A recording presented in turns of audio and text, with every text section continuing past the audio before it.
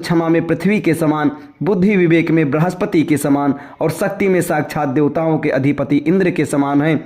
न केवल प्रजा वरन स्वयं राजा दशरथ के मस्तिष्क में ये बात स्थापित हो गई थी कि जब भी राम अयोध्या के सिंहासन को सुशोभित करेंगे उनका राज्य अपूर्व सुखदायक होगा और वे अपने समय के सर्वाधिक योग्य एवं आदर्श नरेश सिद्ध होंगे।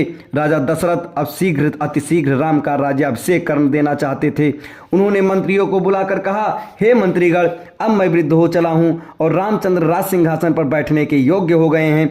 मेरी प्रबल इच्छा है कि शीघ्र अतिशीघ्र राम का अभिषेक कर दूं। अपने इस विचार पर आप लोगों की सम्मति लेने के लिए ही मैंने आप लोगों को यहाँ बुलाया है। कृपया आप सभी अपना सम्मति दीजिए। राजा दशरथ के इस प्रस्ताव को सभी मंत्रियों ने प्रसन्नतापूर्वक स्वीकार किया।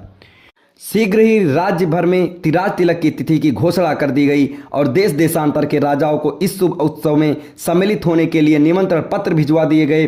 थोड़े ही दिनों में देश देश के राजा महाराजा, वनवासी, ऋषि मुनि, अनेक प्रदेश के विद्वान तथा दर्शकगण इस अनुपम उत्सव में भाग लेने के लिए अयोध्या में आकर एकत्रित हो गए। आए हुए सभी अतिथियों का यथोचित स्वागत सत्कार हुआ तथा समस्त सुविधाओं के साथ उनके ठहरने की व्यवस्था कर दी गई।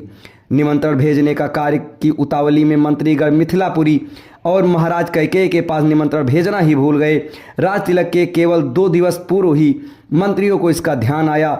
वे अत्यंत चिंतित हो गए और डरते डरते अपनी भूल के विषय में महाराज दशरथ को बताया।